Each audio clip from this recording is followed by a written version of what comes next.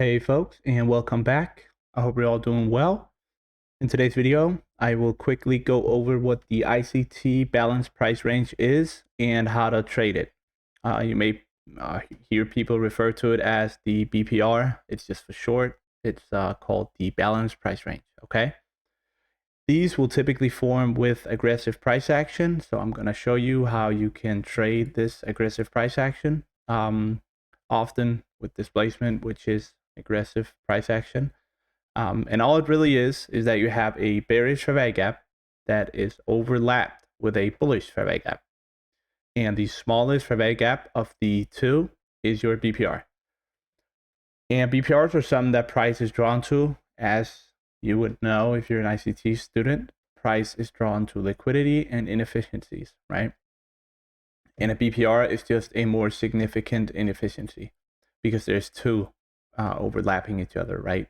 There's a bearish inefficiency and there's a bullish inefficiency.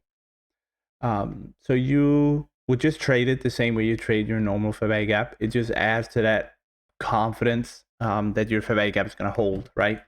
So right here on the left side, we have a BPR. Over here, we have a normal fair value gap, right? The reason that this is a BPR is because we have right here, we have a bearish fair value gap, right? That's a bearish fair value gap. Right here, we have a bullish fair value gap, and they overlap. I can draw my rectangle tool like this, right? And the smallest one of the two is your BPR.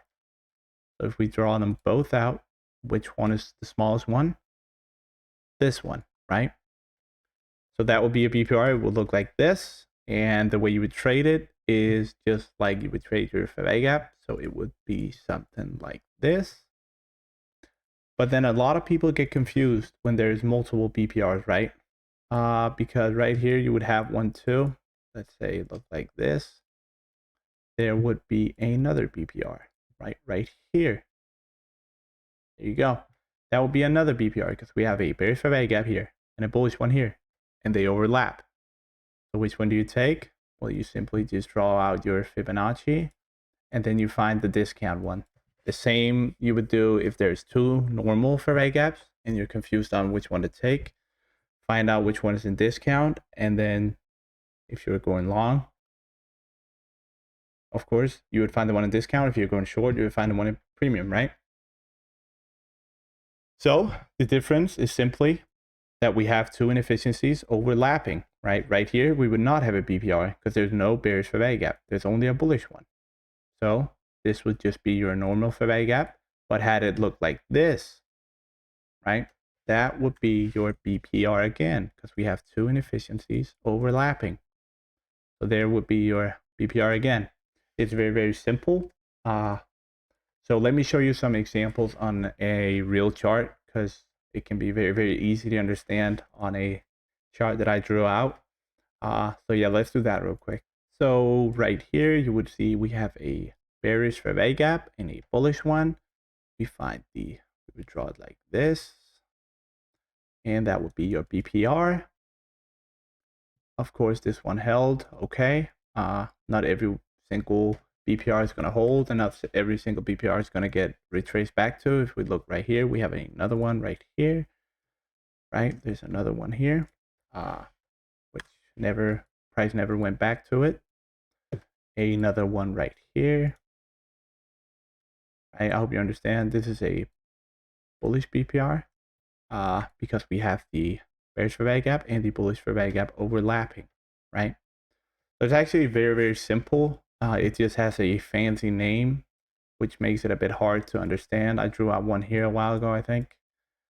Right, we have our bearish fair value gap here and our bullish one here. So that would be a BPR too, right? The bearish one is smaller, so it would look like this. That would be a BPR. And this one held beautifully too. So that is basically all there is to say about the BPR. You would just trade it the same way you trade your fair value gap. It's just a more significant fair value gap, a stronger one, if you'd say. So yeah, I hope you understand. And I hope you learned what the BPR was. If you didn't, watch the video again. And if there's anything that you would like me to do better, maybe there is certain things that I say that you have that you just don't understand and that you would like me to improve on, just let me know in the comments below, because there's no point in me making videos if none of you people understand what I'm teaching. So yeah, I hope you enjoyed, and until I see you next time, bye bye.